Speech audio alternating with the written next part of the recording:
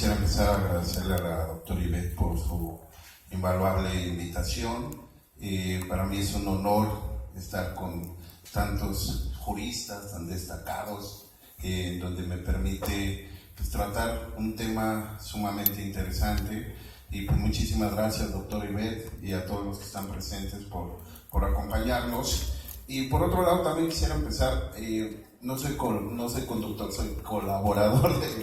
del programa que corresponde al conductor. Creo que todos lo saben, es quien es, que no se deje. Entonces, quisiera nada más enfatizar este tipo de situación en ese aspecto, ¿no? Entonces, agradecerle a todos los ponentes, a la magistrada, a los jueces, juezas, si me permiten, perdón, la licenciada Lorena, que también, discúlpenme, la verdad es de que son tantos nombres que tenemos que mencionar, que desde luego para mí es un honor estar en este honorable presidio. Y quisiera empezar, lo platicaba previo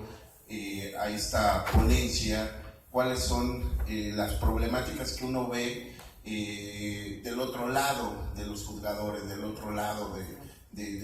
un aula, del otro lado del Poder Judicial. Y desde luego uno de los temas muy importantes que tocó la magistrada es de que se trata de dar una igualdad que dice el cuarto constitucional, atendiendo al primero constitucional, el principio pro persona, y que habla de la protección más amplia a los derechos humanos, tanto de las mujeres como de los hombres. Y entonces en ese equilibrio constitucional, pues tendríamos que analizar dentro del Poder Judicial, pues vemos y visualizamos que hoy en día pues hay más juezas, hay más magistradas, hay ministras, y dentro de las servidores públicas pues hay destacadas servidores que desde luego están aplicando la procuración y administración de justicia siempre apegada a una igualdad. Y por qué no decirle, hoy en día con los protocolos que han salido a la luz de la Suprema Corte de Justicia de la Nación, pues me parece que tenemos mucha herramienta para que nuestros impartidores de justicia pues lleven a cabo una justicia con perspectiva de género en donde genera una igualdad, en donde ellos, esas categorías sospechosas dentro de un procedimiento penal, pues empiezan a destacar esas características en donde la persona pues se encuentra en un estado de vulnerabilidad. Y precisamente esa es la problemática, porque hablando del tema de las justiciables, les comentaba previo a esta ponencia que muchas de las ocasiones ahí en el programa, de a quien corresponda, uno de los problemas que visualizamos es de que se van y se quejan de la revictimización que hacen las propias autoridades. Las justiciables, a través de sus familiares, pues levantan la voz de cómo se llevó a cabo su detención, desde la noticia criminis que tiene el Ministerio Público, en donde se están vulnerando ciertos derechos, esas características de sospechas. ¿Para quién es la obligación de detectar ese estado de vulnerabilidad de la justiciable? Para los jueces, hasta los magistrados, y por qué no decirlo hasta materia de amparo constitucional. Pues me parece que no, que desde luego debe de destacarse que desde el Ministerio Público, inclusive desde nuestros policías, se debe de tener esa capacitación de perspectiva de género para que se hagan valer esos derechos. Y llegan muchos casos hipotéticos, y quisiera poner uno en verbigracia que se da muchísimo,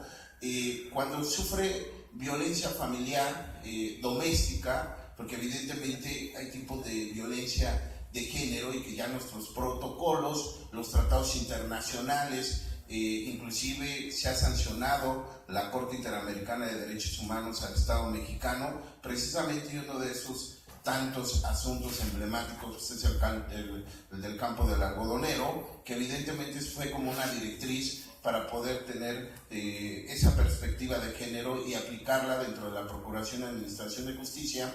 Y entonces llegaba un asunto, y lo pongo en verbigracia, en donde decían los familiares porque la persona estaba privada de su libertad.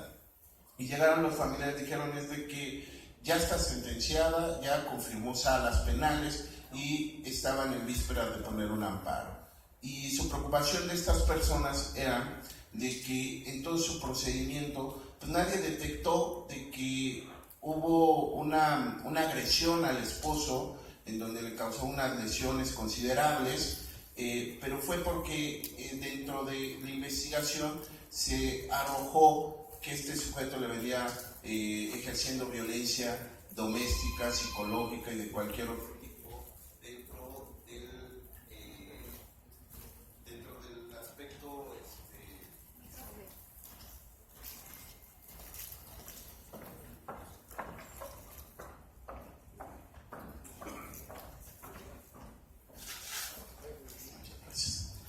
Muchísimas gracias. Y entonces, en ese contexto, nadie se percató de que la justiciable había recibido violencia por parte de esta persona desde hace 5 o 7 años. Y entonces el tema era cómo se tiene que investigar, cómo se tiene que enjuiciar a una justiciable en donde evidentemente cometió el delito, evidentemente hubo una agresión, pero no se debería de también investigar y juzgar con perspectiva de género para la justiciable. Me parece que sí, y es un tema que llega hasta tribunales constitucionales y es en donde hacen y dicen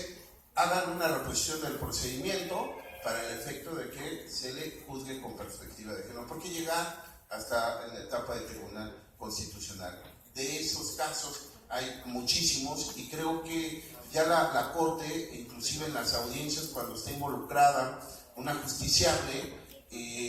ya la propia Corte, a través en ese entonces del ministro Saldívar, ordenó que la Defensoría Pública Federal se especializara en perspectiva de género para las justiciables, y ya en las audiencias, aunque sean locales o del Estado de México, pues vemos a defensores públicos federales en donde están haciendo valer una defensa técnica adecuada con perspectiva de género, porque es un ordenamiento de una circular desde la Suprema Corte de Justicia de la Nación. Y me parece que eso es benévolo para todas las justiciables, y no olvidar que dentro del 20 constitucional, apartado A, fracción primera, uno de los objetos del procedimiento del sistema penal acusatorio, precisamente hay 2 rubros: es que el culpable no quede impune, pero la protección también al inocente. Entonces quiere decir que las justiciables que también están enfrentando un procedimiento penal o que ya han sido sentenciadas, existe la posibilidad de que no lo cometieron y que se debe de juzgar con perspectiva de género. Por mi parte sería cuanto, honorable presidio. Muchísimas gracias.